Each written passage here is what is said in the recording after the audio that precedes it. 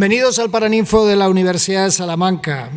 Bien, gracias por esta oportunidad de encontrarnos, juristas de uno y otro lado del Atlántico, en el marco de los cursos de especialización en Derecho de la Universidad y de la convocatoria que se abre esta tarde del Instituto Internacional de Derecho Administrativo, a cuyo presidente, vicepresidente y miembros ilustres juristas de Europa y de América saludo. También a nuestros estudiantes de los cursos de especialización, magistrados, funcionarios, abogados y abogadas de todas las repúblicas hermanas de América. Me acompañan en esta mesa y quiero agradecer su presencia a la subdirectora de la Fundación General de la Universidad de Salamanca, la doctora Jiménez Tello, a quien agradezco sus desvelos para que todo salga bien estos días. Espero que así esté ocurriendo en las sesiones, en las cátedras, en su tránsito por esta antigua ciudad de estudio.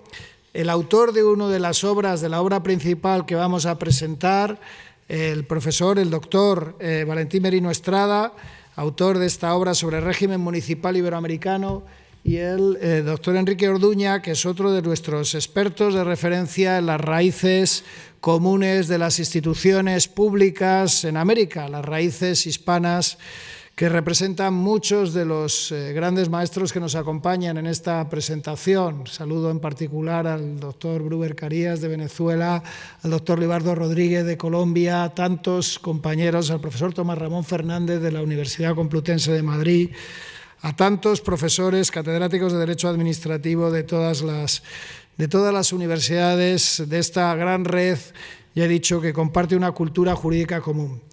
En principio habíamos programado dedicar este acto a la presentación del Anuario Iberoamericano de Derecho Administrativo, codirigido por el profesor Santiago Muñoz Machado, actual director de la Real Academia Española y uno de nuestros más ilustres colegas.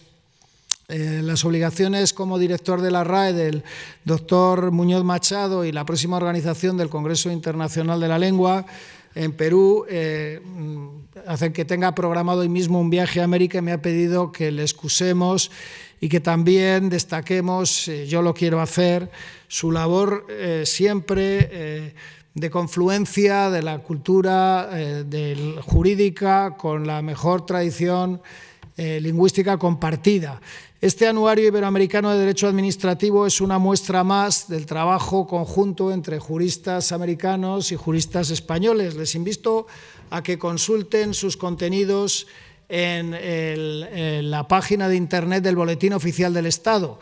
El Boletín Oficial del Estado español ha decidido impulsar una serie de nuevas publicaciones bajo la presidencia de su consejo editorial, que ocupa el profesor Muñoz Machado, que permiten acercar a los juristas hermanos de uno y otro lado del Atlántico en el tratamiento de las instituciones claves del Estado de Derecho, así el procedimiento administrativo, la responsabilidad del Estado, el control judicial de la Administración. Todos estos temas han sido también tratados en el Instituto Internacional de Derecho Administrativo, que presentará esta tarde su colección de obras en el aula Miguel de Unamuno de la Universidad de Salamanca.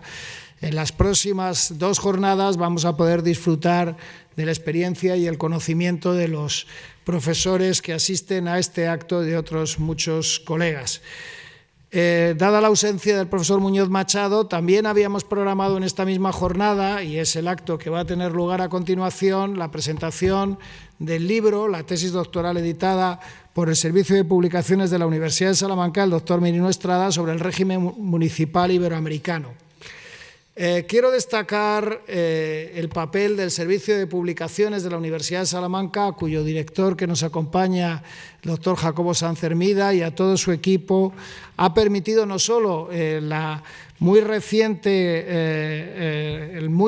reconocimiento con 2 premios nacionales de edición, por 2 obras cuya lectura también recomiendo aquí hoy, una nueva edición de La tía Tula de don Miguel de Unamuno, y unos escritos que recuerdan el movimiento comunero del que el año pasado celebramos el 5º centenario, los escritos comuneros, los escritos políticos tan vinculados a la idea de soberanía popular, de división de poderes, de limitación de los excesos del poder, que son parte de nuestra cultura jurídica común.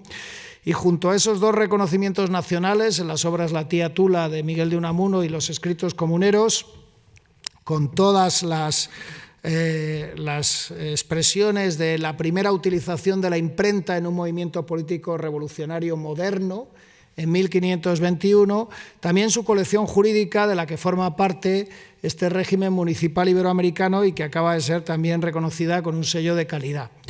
La obra Régimen Municipal Iberoamericano es una aportación destacable en el marco de estos cursos de especialización y en el Congreso del Instituto Internacional de Derecho Administrativo, que se celebrará a partir de hoy en el Aula Miguel de Unamuno, porque incluye una reivindicación, el autor nos lo explicará con singular elocuencia, de las raíces hispanas de las libertades en América. Y este es el principal mensaje que quiero compartir con ustedes hoy.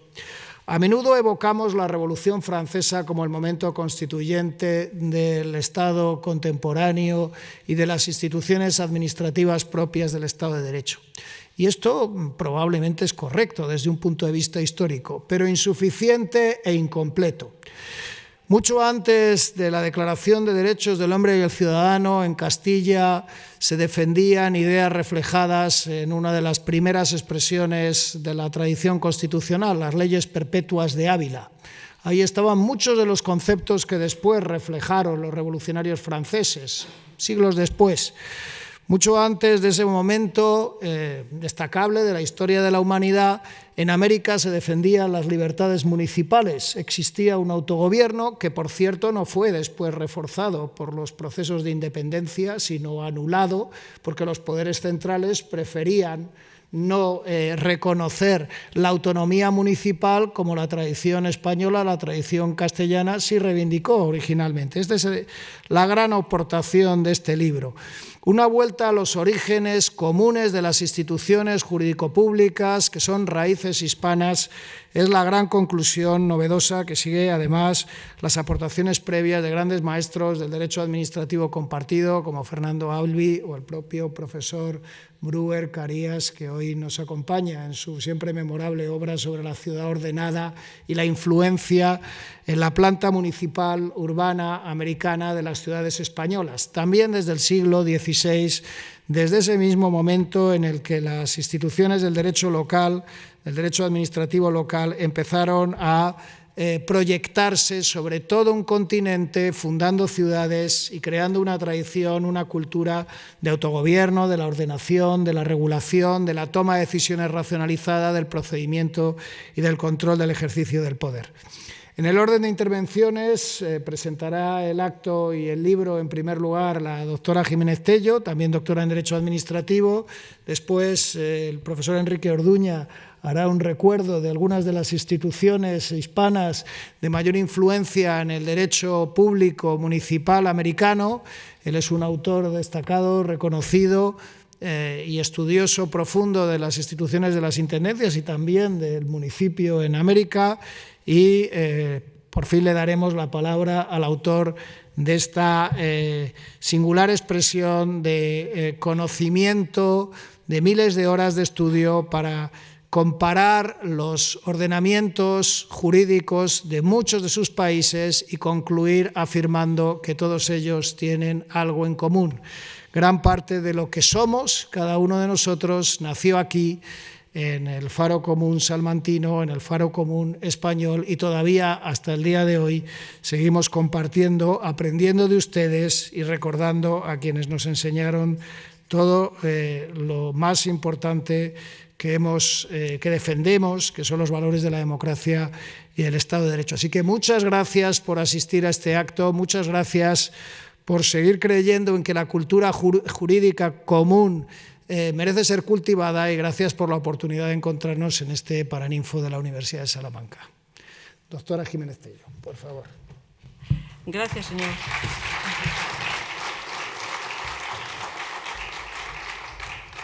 Gracias, señor rector. Señor rector magnífico, señor don Valentín Merino Estrada, señor don Enrique Orduña, autoridades académicas, ilustrísimos juristas, participantes del Congreso Internacional de Derecho Administrativo, estudiantes de esta 49ª edición de cursos de especialización en Derecho, señores y señoras. Es para mí un honor participar en el acto de presentación de la obra del doctor Valentín Merino, que lleva por título Régimen Municipal Iberoamericano, una obra que sin duda será un referente para toda la comunidad iberoamericana, puesto que el doctor Merino cuenta con una dilatada experiencia en el ámbito municipal. Cabe mencionar asimismo su amplia trayectoria docente e investigadora, la cual ha dado frutos en forma de obras y distintos artículos de derecho local. Permítame que lea a continuación la sinopsis de la obra que hoy presentamos. Este libro es un análisis del régimen municipal de las repúblicas iberoamericanas y la influencia del derecho local español, histórico y actual. Un estudio de instituciones comunes que conforman un espacio reconocible de municipalismo mejorable a partir de la colaboración mutua. Que hoy estemos presentando esta obra en un lugar histórico como este es sinónimo de tradición, de trabajo conjunto, de nexos inquebrantables, de compromiso con las instituciones y administraciones públicas de nuestros países y, por ende, con los derechos de los ciudadanos. En este sentido, el estudio llevado a cabo por el doctor Merino destaca la existencia de un numeroso conjunto de instituciones, formas de gobierno, cargos políticos y procedimientos municipales que son compartidos entre España y las repúblicas iberoamericanas como consecuencia del peso de la historia y de la influencia reciente. No hay mejor fórmula para progresar que la del saber compartido, y por este motivo es una suerte que los aquí hoy presentes estemos conectados de un modo u otro a través de instituciones y proyectos afines dentro de lo que podríamos denominar el ámbito jurídico iberoamericano en toda su extensión. Para no extenderme mucho en mi intervención, quiero señalar únicamente que la obra que hoy se presenta viene además prologada por nuestro queridísimo rector y está editada por el Servicio de Ediciones de la Universidad de Salamanca, dirigido por el profesor Sanne Armida dentro de la colección Estudios Jurídicos. No me voy a detener más porque ya el rector lo ha anticipado, que estamos muy orgullosos porque ha obtenido el sello de calidad para las colecciones científicas y, bueno, pues aprovechamos que está aquí el profesor Sanne Armida para felicitarle. Por tanto, podemos decir que, estando la obra en esta colección, sí que podemos decir, sin miedo a equivocarnos, que el libro del doctor Merino que hoy presentamos es ya una obra de referencia dentro de la disciplina. No quisiera finalizar sin agradecer a todos y cada uno de ustedes su participación en este acto, contribuyendo a que el Paraninfo sea, una vez más, un gran foro internacional de derecho. Muchas gracias.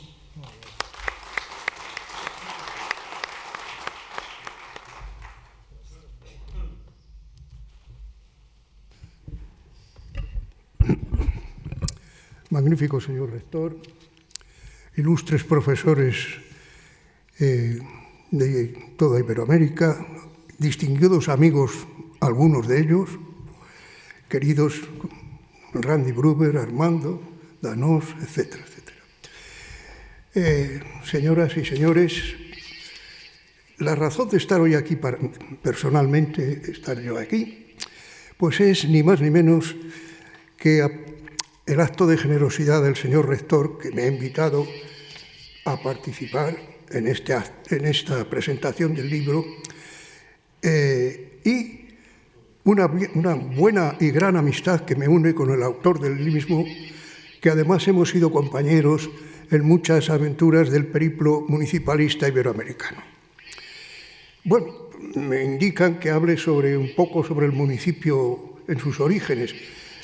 Antes de ello, quiero felicitar también al rector y al Servicio de Publicaciones de la Universidad de Salamanca por este libro tan magníficamente editado y que yo, en alguna medida, pues he animado siempre al profesor Merino Estrada a que esto se convirtiese en realidad. Bueno, pues me dicen que hable de las instituciones americanas. Es un desafío. Bueno, el municipio, las intendencias, la iglesia, la administración, los virreyes, es un conjunto de cosas que yo me voy a centrar solo en el municipio, si a ustedes les parece bien. Cuando se produce el descubrimiento de América, ¿qué es lo que ocurre? Desde el primer momento hay un concepto repoblador y fronterizo. ¿Por qué? Pues porque, como ha señalado el doctor Gruber, hay una tradición en Castilla que avanza hacia los confines de la península, conquistando Granada, que es el último hito. Entonces se traslada esa filosofía a América. Y claro, no hay una legislación específica en ese momento sobre lo que se está descubriendo. En consecuencia, lo que se aplica, naturalmente, es el derecho castellano. Es el modelo de Castilla, que tiene ese carácter repoblador y fronterizo, como hemos dicho. Además, durante muchos años, este va a ser el sistema de gobierno autonómico, porque existe, ya que el ayuntamiento, el cabildo, y será el único poder de facto que hay durante muchos años en América, en el Nuevo Mundo. Incluso las autoridades que llegan de la península, gobernadores, virreyes, etcétera, pues tienen que, deben legitimar su nombramiento tomando la vara de la justicia y jurando el cargo ante el cabildo, lo que supone que dicha autoridad pues ejerce un poder indirecto sobre la... Bueno, incluso además, claro, las provisiones reales y las normas, las cédulas, pues tienen que inscribirse en los libros capitulares. Es fundamental. ¿Cómo funcionan los cabildos? Ya en América se van a llamar siempre cabildos. ¿Cómo funcionan los cabildos? Pues en principio funcionan como funcionaban en la Castilla de los siglos X y XI. Funcionan en régimen abierto, de asamblea. Todos los vecinos, todos los ciudadanos, todas las personas que están en el lugar se reúnen a tratar los problemas y tal. Y esto sí que tiene ya unos respaldos legales. Pues hay una ley de 1523 de Carlos I sobre el requerimiento de la Asamblea para el nombramiento de las justicias y los regimientos. Y ya, no digamos, la norma más importante de toda la época, que es las ordenanzas de población de Felipe II, magníficamente estudiadas por el profesor Gruber, y cuyo vigor llega hasta las reformas de Carlos III en el siglo XVIII. Bueno, el caso es que, ¿cómo se funda una ciudad? Pues llegan los descubridores, las personas, y el modelo que siguen es el de la traza en cuadrícula urbana. Siguen el modelo que se ha generado en Santa Fe, en Granada. Bien, es verdad que, claro, nos remontamos a Grecia, a Roma, en fin, pero ahí es lo que se aplica. Y en esa cuadrícula urbana hay una plaza central. En esa plaza central está el cabildo, la iglesia y el rollo de la justicia. Y entonces esto comienzan a funcionar. ¿Qué es lo que hacían los ayuntamientos? Bueno, pues esas cosas, los cabildos, perdón, pues estas cosas habituales, impuestos, contribuciones, repartimientos, e incluso en el aspecto militar, pues toman medidas si hay una sublevación o si hay, luego ya en el siglo XVI, avanzado el siglo XVI y en el XVII, sobre invasiones de piratas o corsarios. Pero como hemos dicho antes, el trasplante de estas instituciones se garantiza por una ley, por una cédula de Carlos I de 1530, que dispone con carácter general que en todos los asuntos no legislados específicamente para las Indias, leo, se guarden nuestras leyes de Castilla conforme a las de Toro, así en cuanto a la sustancia, resolución y decisión de los casos, negocios y pleitos, como la forma y orden de sus anales. Bueno, y esto es, pues así es como está funcionando, ¿no? Claro, ¿qué es lo que pasa? Que todo esto está, mientras que en Castilla, aquí en España, ya está la institución municipal, ya no es la institución municipal democrática, sino que está en manos de las élites locales, pues en América al principio aquello tiene una gran fuerza y un gran vigor. Es, como ya he dicho, volver al siglo X. Pero claro, poco a poco, paulatinamente, eso se va acabando. Empiezan a entrar ya, hay un problema con la venta de oficios, y claro, eso ya supone que en un momento determinado, pues las minorías económicas, sociales, son las que controlan los cabildos, como en el mismo caso que sucede aquí en la España de los siglos XVI, XVII y XVIII. Y esto, pues, en un momento determinado, pues nosotros nos encontramos ya en el siglo XVIII con una figura importantísima, que son los intendentes.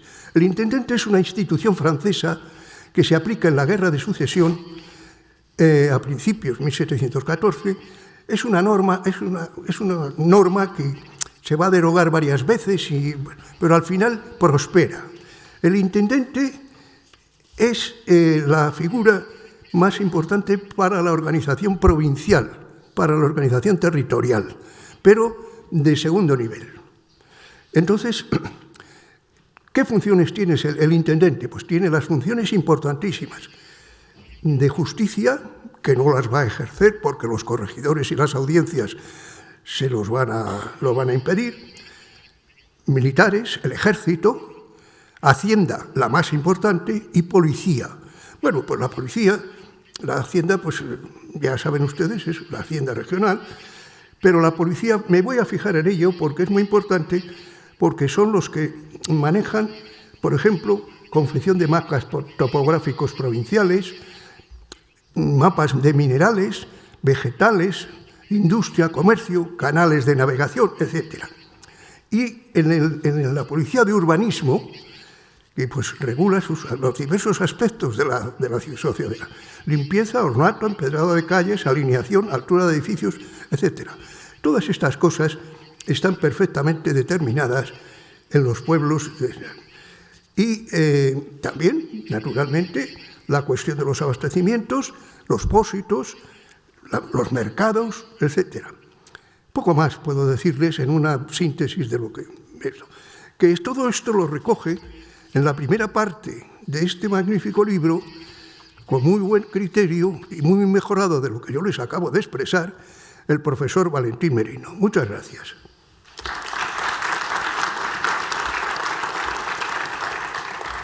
Muchas gracias, Enrique Orduña. He obviado, y ahora debo subsanar esa omisión, que estamos ante el secretario general de la Organización Iberoamericana de Cooperación Intermunicipal, que es una red de municipios de toda América que coopera hace años, celebra también congresos periódicos, demostrando que la colaboración entre sus países y las instituciones americanas y las españolas es constante en todos los niveles: el académico, el municipal, por supuesto, el cultural, en el sentido más amplio.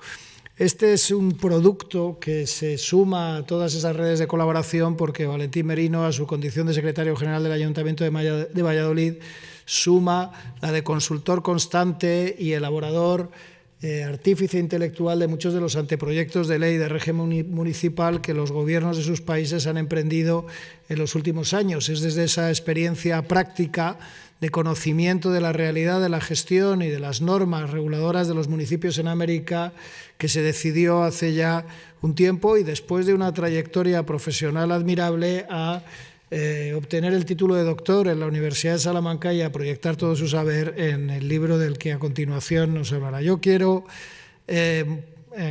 reconocerle como ejemplo, hacerlo aquí en el lugar más solemne de la Universidad de Salamanca, como maestro profesional del régimen municipal, y ponérselo a ustedes como ejemplo también, la obtención del grado de doctor y la aportación de todo el conocimiento, de toda la experiencia en un libro. Requieren miles de horas de trabajo, pero es un producto imperecedero y que se suma a una tradición ilustre de juristas que suman, tejen los lazos entre nuestras culturas. Así que, por favor, Valentín.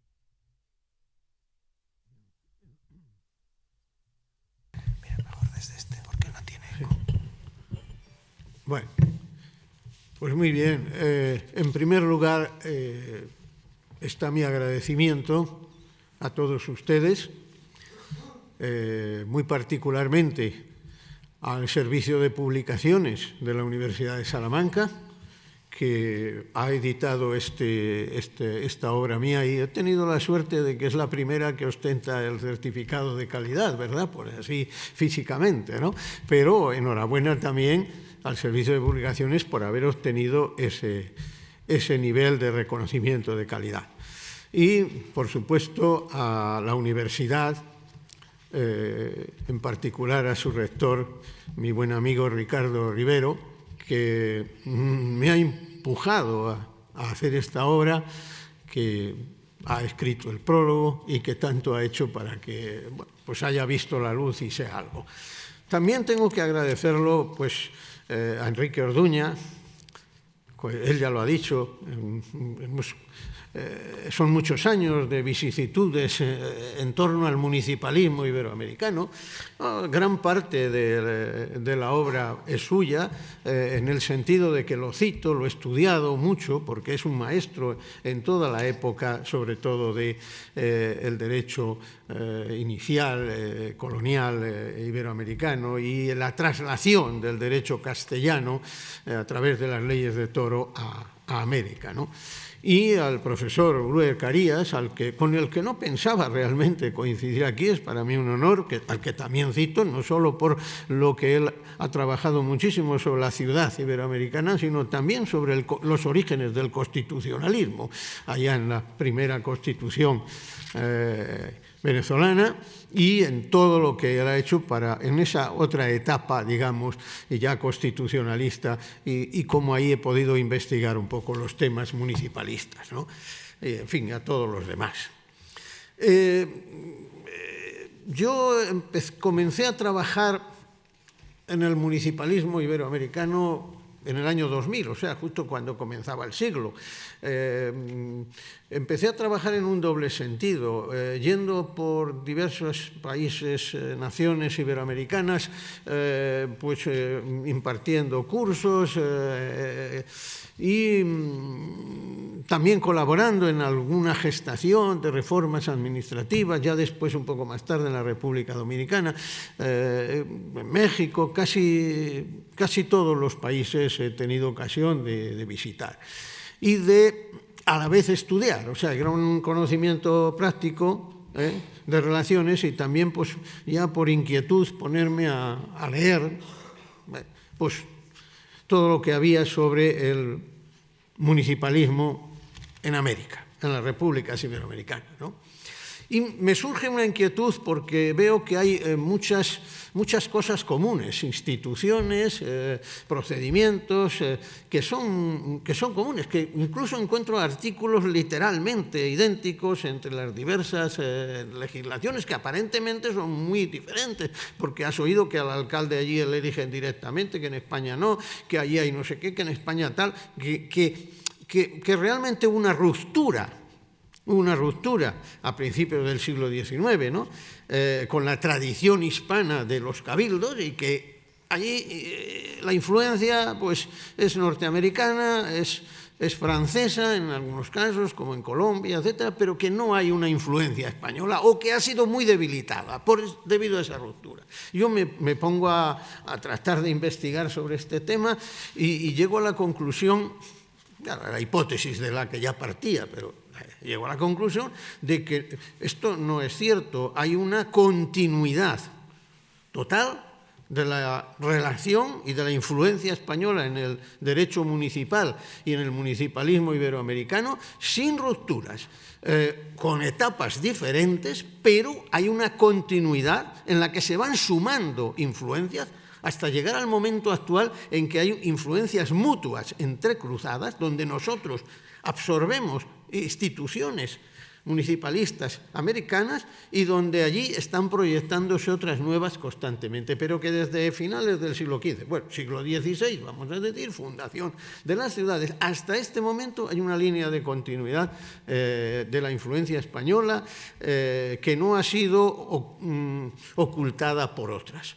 Ya no voy a hablar de la etapa de la fundación de las ciudades, de los cabildos iberoamericanos como trasunto de los concejos castellanos a través de las leyes de Toro, que se va a implantar allí, más que de las leyes de Indias, se traslada a las leyes de Toro en este sentido allí a América, y entonces ahí tenemos instituciones que todavía perviven.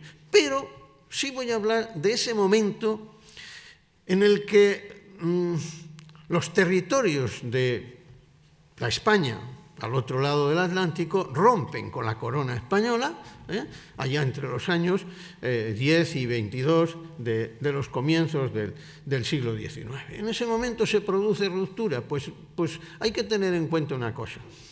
Primero, a nivel estatal, sí que se produce una ruptura, evidentemente, por influencia, sobre todo, de la Revolución Francesa, de la Revolución Norteamericana, se traslada a un régimen presidencialista, a las repúblicas, y hay ahí una traslación que afecta también al derecho constitucional y administrativo de otras influencias que no son españolas. Pero esto es mucho menor en el municipalismo. Primero porque en los municipios hay una mayor continuidad de las instituciones. Eso es normal, eso es lógico, y aquí se produce una continuidad. Pero además también porque por dos cuestiones fundamentales. Una primera es que en los cabildos, que es donde se gesta la llamada independencia, porque en los cabildos, tanto desde el punto de vista de la acción como de la doctrina, porque los cabildos en esos años, en esas primeras décadas del siglo XIX, hay unos debates interesantísimos que justifican la ruptura con la corona española.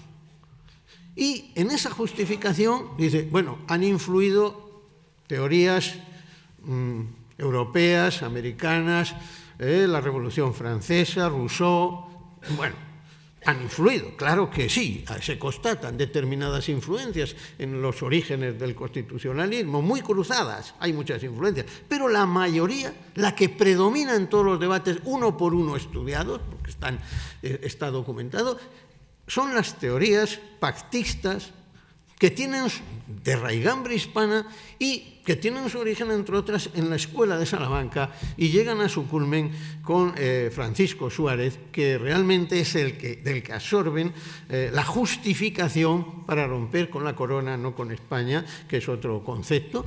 Y ahí esto está claro que en los cabildos sigue habiendo una influencia española muy fuerte.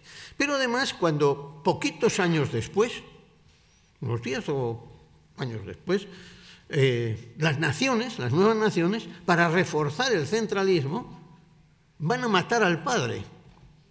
Es decir, se van a cargar los cabildos, literalmente en el Cono Sur, en lo que había sido el Virreinato de la Plata, o lo que hoy es Argentina. Como sabemos, suprimen los cabildos. No es que les debiliten, lo suprimen. Vuelven a recuperarse años después, pero suprimen los cabildos. Pero, ¿qué pasa en las demás? En las demás no los suprimen, pero los debilitan. ¿Por qué? Porque ven en ellos un contrapeso excesivo al deseo de unificación de la nación, unificación política y unificación jurídica, y unificación lingüística. Pero mientras que la unificación lingüística, como muy bien ha demostrado Santiago Muñoz Machado, resulta que hace que estas élites criollas nacionalistas impongan el español frente a todo cualquier atisbo de idioma, porque eso es centralismo, eso es lo que les da fortaleza como nación, el español, el idioma común, que asumen todos y no quieren hablar de otros idiomas que fragmenten. En el municipalismo ocurre lo contrario.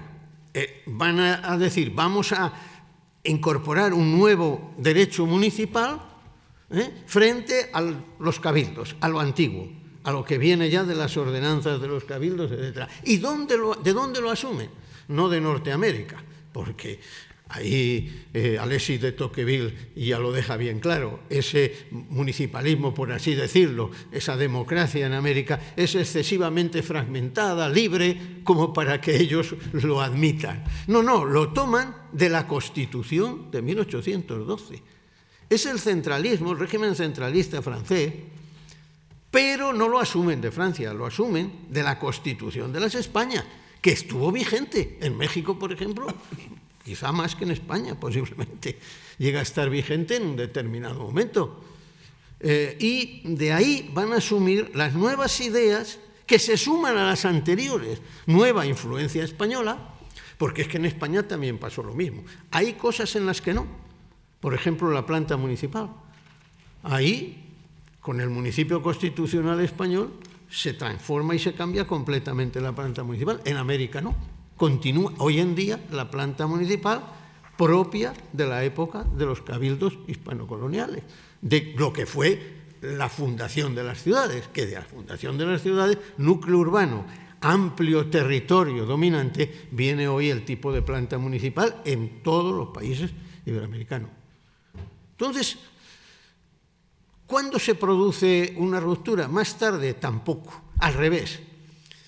En la década de los 80 del pasado siglo se produce un fenómeno político que todos conocemos, que es el regreso a la democracia de la casi totalidad de las repúblicas iberoamericanas. Y poco antes se había producido, pero muy poquito antes, el regreso a la democracia de España. Entonces, la Constitución de 1978, la ley municipal de 1985, en ese momento, el Instituto de Estudios de Administración Local, Cooperación Española, la política que desarrolló entonces el Gobierno de España buscando equilibrios y acuerdos de paz en Centroamérica. Es un momento crucial en el que se produce una relación entre los dos polos municipalistas del Atlántico muy especialmente intensa y vuelve a producirse un cruce muy intenso de influencias que continúa hoy en día y fue impulsado en gran parte desde España, en ese apoyo, porque ahí España, digamos que fue generosa, apoyando este regreso fraterno a las instituciones democráticas que nosotros estábamos recuperando junto con las repúblicas iberoamericanas. Bueno, en el campo municipal esto se traduce pues en instituciones, nuevas instituciones compartidas de uno y de otro lado. Entonces, fruto de toda esta evolución histórica y de las influencias recientes, constato la existencia de un numeroso conjunto de instituciones jurídicas, formas de gobierno, cargos públicos y procedimientos municipalistas que son compartidos entre España y las repúblicas iberoamericanas. Y esta es la clave de la existencia de un régimen municipal iberoamericano, a pesar de las diferencias. Si podremos hablar de un derecho municipal iberoamericano y de un régimen municipal iberoamericano, es debido a esta continuidad histórica de las influencias entrecruzadas sostenidas en el tiempo, porque van dejando un pozo acumulado. Y de ahí surge este derecho municipal, que evidentemente no es un derecho completo, normativo y muchas diferencias, pero hay una base fundamental. En realidad yo no he hecho más que empezar esta investigación. Esto son unos apuntes. Estoy continuando, son ya 6 o 7 países más que tengo estudiados y continuaremos porque el tema realmente es apasionante. 2 preguntas para acabar, o la respuesta a 2 preguntas para acabar. ¿Qué instituciones jurídicas son esas? ¿O qué instituciones comunes?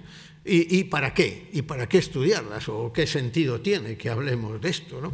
En primer lugar, estas instituciones jurídicas proceden del derecho municipal indiano, planta municipal, por ejemplo, síndicos y procuradores, los concejos, cabildos abiertos, que ya no tienen, como en España, no tienen ese carácter. La verdad es que los concejos abiertos fueron más bien siempre concejos abiertos restringidos. El concejo abierto, como el cabildo abierto, como el concejo abierto medieval en España, duró muy poquito y en pocos lugares. Sin embargo, el cabildo abierto restringido, que todavía sigue funcionando en muchos países y que está reconocido en algunas constituciones, pues realmente tiene sus orígenes allí. Pero además hay más. Las ordenanzas reguladoras de propiedades comunales, y esto sí que es un elemento jurídico muy poco conocido. Todos sabemos que las propiedades colectivas son una buena parte de lo que se llama las alcaldías indígenas o el derecho tradicional indígena, que todavía tiene un peso muy grande, fundamentalmente en Guatemala. En Guatemala está muy institucionalizado, de hecho aquí hay alcaldías indígenas en muchas poblaciones junto con la alcaldía, digamos, electa y con poderes administrativos, ¿no? En Colombia también hay, yo he trabajado algunas sentencias del Tribunal Constitucional de Colombia que trata estos temas porque están relacionados con derechos fundamentales, con la propiedad, por ejemplo, esta propiedad colectiva, la individualización, el respeto a los derechos fundamentales, etcétera, etcétera. Y me he encontrado con que lejos de proceder de tradiciones precolombinas, como se puede pensar, veo más identidad con ordenanzas de aprovechamientos comunales del siglo XVI, XVII, que procedían también otorgadas por Felipe II en municipios forestales, con una tradición germánica, este tipo de propiedad, en las provincias de Burgos y Soria. Y prácticamente el conflicto que hemos tenido en España en los años 80, en los años 90, para actualizar esta regulación tradicional y acomodarla con los derechos constitucionales es la misma que se está planteando, los mismos debates que está habiendo en Guatemala, en algunos estados mexicanos y en Colombia y en Brasil, etcétera, con estas tradiciones que necesitan una actualización, pero que tienen por otra parte un gran valor. De la época republicana, de la primera época republicana, proceden prácticamente todo lo que hay sobre las formas de gobierno. También con un equívoco, porque cuando se habla de que en América predomina el doble departamento o doble organización administrativa, doble departamento es la denominación tradicional, en el sentido de que hay una administración de la alcaldía y una administración de la alcaldía o del intendente en Argentina, luego del cabildo o del concejo, del ayuntamiento, esa separación de poderes, digamos, en el ámbito municipal. Esto es una... Solo en el cono sur persiste y, por ejemplo, en Bolivia ya está prácticamente superado.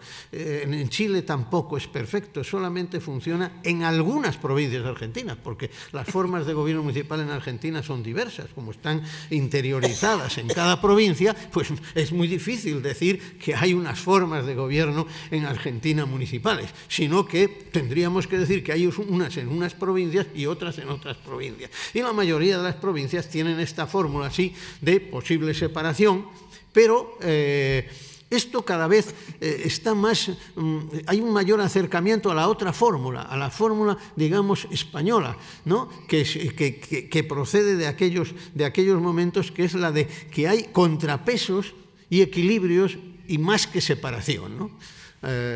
Como ocurre en el hecho, por ejemplo, en Bolivia, de que al alcalde lo sustituya un miembro del concejo. Pues entonces no hay una verdadera separación, ¿verdad? No podemos imaginarnos esto. O sea, cada vez hay un mayor acercamiento y cada vez hay más que adoptan, por decir una anécdota casi, pero no es tan anecdótico, cada vez se impone más la denominación de alcalde frente a otras denominaciones que en su día se implantaron, hablando, por ejemplo, de las intendencias. Todos sabemos que en Argentina, y equivocadamente, a mi modo de entender, se adoptó la denominación de intendente, que era otro tipo de institución, un poco por no querer adoptar la denominación de alcalde española, pero eso ya se ha olvidado realmente a través del transcurso del tiempo. Recientemente, yo recojo ahí como unas 18 instituciones jurídicas que realmente tienen sus orígenes en distintas etapas y están entrecruzadas, pero recientemente tenemos casos dobles, ¿no? Por ejemplo, los presupuestos participativos, que, como saben ustedes, es una forma de hacer que participe las colectividades, las comunidades, en una parte porcentual de las inversiones que se van a territorializar, ¿no? Bueno, pues esto sabemos que es algo que surge en Iberoamérica, surge en Brasil, concretamente en Portobelo, pero se extiende y está muy regulado en algunas naciones iberoamericanas. La República Dominicana tiene, por ejemplo, una regulación muy amplia de este proceso participativo, y ahora en España pues ha alcanzado un crecimiento enorme en los municipios. Pues no hay municipio que no tenga presupuestos participativos, ¿eh? Aunque no esté regulado en la ley, pero en la práctica lo está. Se ha adoptado allí. Y hace unos años hubo un acuerdo importantísimo entre Portobelo y Madrid para intercambiar tecnologías y conocimientos, gestión del conocimiento, que es lo que hoy prioriza todo, para poder desarrollar este elemento. Pero si vamos a otros como los servicios mínimos de obligado cumplimiento, claro, pues estudiamos cómo eso se puede proyectar allí. Hay muchas fórmulas asociativas, las mancomunidades famosas, cuyo nombre se adopta, en otros casos no, se las llama asociaciones, pero es que es lo mismo. Y es que tienen un origen hispano muy antiguo y hoy están en el régimen municipal de las repúblicas iberoamericanas. Bueno, realmente... Y con eso concluyo, ¿para qué sirve estudiar esto? ¿Y por qué tenemos que ir profundizando, a mi modo de ver, en esto cada vez más? Pues sobre todo por una cuestión, para enriquecerlo y mejorarlo a través de la cooperación mutua, a través de lo que nos une. Y eso es un poco la clave o la idea del libro, en el cual, ya digo, modestamente y me resulta un poco comprometido presentar estas ideas ante tan doctos profesores de Derecho Administrativo en Iberoamérica, pero bueno, yo creo que el municipio y el municipalismo es una buena parte del derecho constitucional y del derecho administrativo, porque es parte del Estado, pues lo digo constitucional, pero también del derecho administrativo. Es una parte para mí importante en cuanto tiene mucho que ver con la calidad de vida de los ciudadanos, de nuestros ciudadanos, y por eso creo que tiene importancia práctica, teórica y de todo tipo. Pues yo creo que debemos de investigar en esto para mejorarlo a través de la cooperación mutua entre nuestras naciones en este ambiente y en este contexto democrático que hoy no todos, pero casi todos podemos disfrutar. Muchas gracias.